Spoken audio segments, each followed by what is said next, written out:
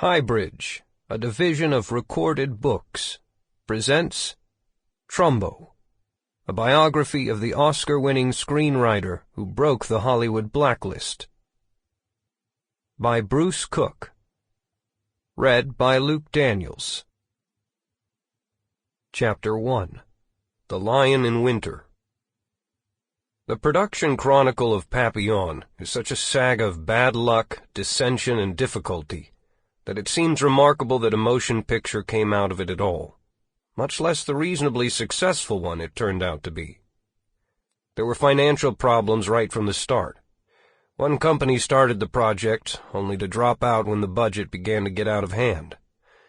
That was when Allied Artists took it over, and when that happened, it was decided that the picture needed the sort of box office insurance that 2 stars could provide. Make it a kind of Butch Cassidy and the Sundance Kid on Devil's Island was the idea. Steve McQueen in the title role was good, but Steve McQueen plus Dustin Hoffman as his prison pal would be that much better.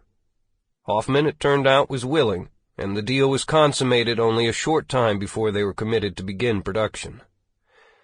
The trouble was the screenplay they had in hand by Lorenzo Semple Jr., though otherwise quite satisfactory, had no part in it for Dustin Hoffman.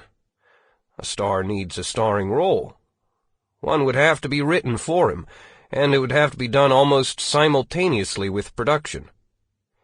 In a situation like that, there is one writer, and just about one alone, to turn to.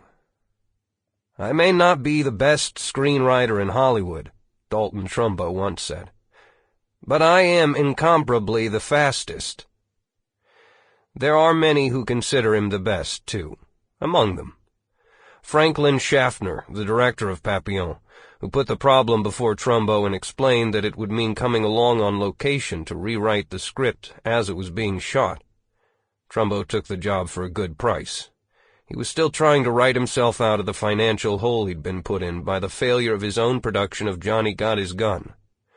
There was very little he could do in the way of preparation and research, for there simply wasn't time for that. He read Papillon, of course. A pretty damn dull book, if you ask me, he later commented.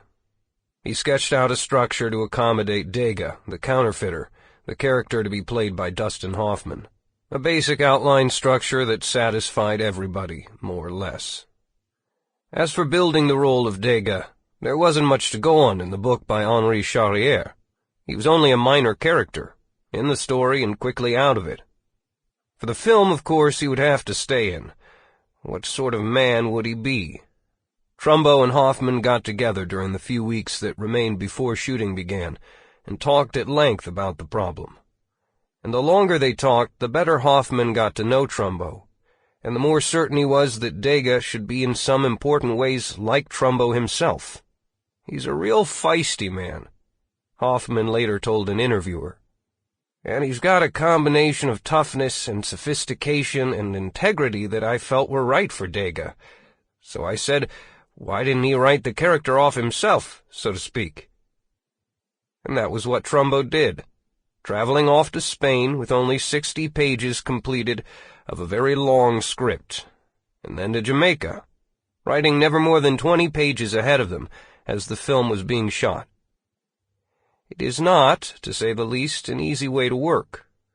But Trumbo was equal to the job, and if there were delays in the production of Papillon, and there were plenty, they were not attributable to him, as long as he was on the picture. The shooting in Spain went well and quickly enough. This was the part of the film that was supposed to take place in France, the prisoners bound for the penal colony, herded like animals through the streets by soldiers, and into a dusty, sun-baked prison yard. There they're made to strip and listen as the warden of the prison informs them that few of them will live out their prison terms, and that none will return home again. That for France they no longer exist. It is a cruel speech, certainly, but important, and even necessary in that it perfectly sets the tone of the film, preparing the audience for the saga of inhumanity that is to follow. In the picture it is delivered by the man who wrote it, Dalton Trumbo.